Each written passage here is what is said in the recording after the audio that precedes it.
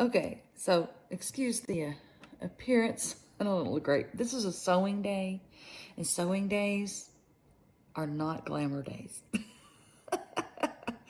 So today I am working on my great niece Arianne's rag rug quilt. And my grandmother Ola used to make rag rugs in the circular pattern, and I'm not good at that. I never could get the corners just right.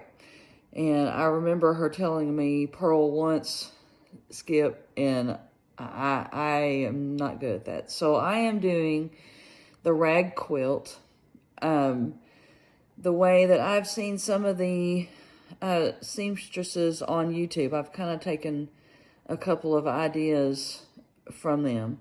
And what I'm doing, I have cut up jeans from my dad, which would be her great grandfather, and my brother, which would be her grandpa. And they donated the jeans to me, and so I am making the quilt for her with family jeans, keeping it in the family. And so what I did on some of them, I have embroidered in the middle of them, and some of them I just left them plain and just used, I'm using 8-inch squares. And then I had several different colors of pink left over from my great niece Izzy's quilt. So I'm using some of the same material and doing pinks for the middle section. And what I've been doing, I've been sewing the X's in the middle. Well, it's probably easier to see on this one. In the middle of the squares. So I've got the blue jean on one side and the fabric on the other. So you can see the X that I have sewn. And that is the first step to making this quilt. And since it is a quilt that I want it to last for a long, long time, but I also want it to be warm, I have put a piece of 6-inch batting on the inside. So it's going to be kind of poofy a little bit, which is fine. It's kind of like a quilt comforter, but I'm hoping, this is my very first one, so I do not know how it's going to turn out. I've seen what it looks like on the YouTube videos, and I really, really like them. I haven't figured out how I'm going to do the binding. I don't know if I'm going to do a fabric binding like I normally do, or if I'm going to do the rag quilt where it stands up and is all puffy. I don't know yet. So this is, I'm learning as I go, as always.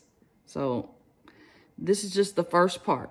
Of course, I have my little helper here with me, very, very close to my machine. It makes me a little nervous. Okay, so now the idea is to lay them out. And I'm trying to lay out the blue jean beside a fabric and figuring out how big this is going to be. One of the things I learned from one of the quilters online, and I'm so sorry I forgot which video I was watching, but she told to add a half a block to the end of each row.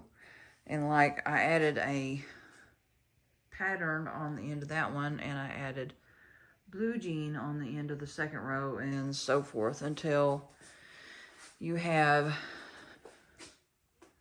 this kind of set up.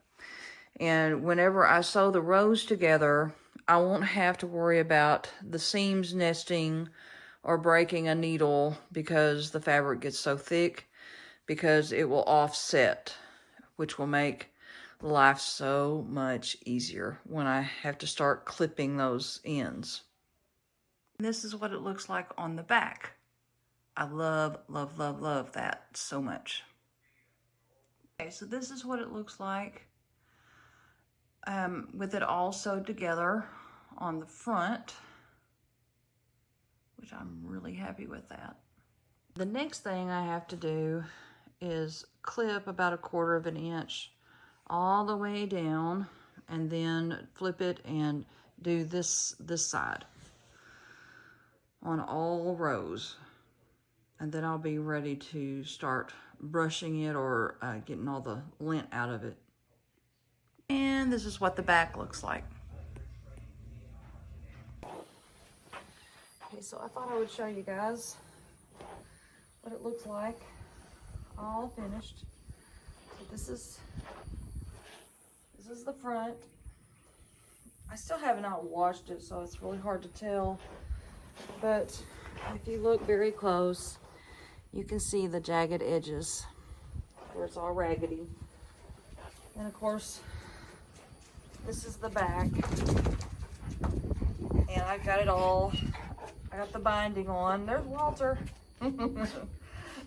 I got the binding on and got it finished. And so I am ready to go.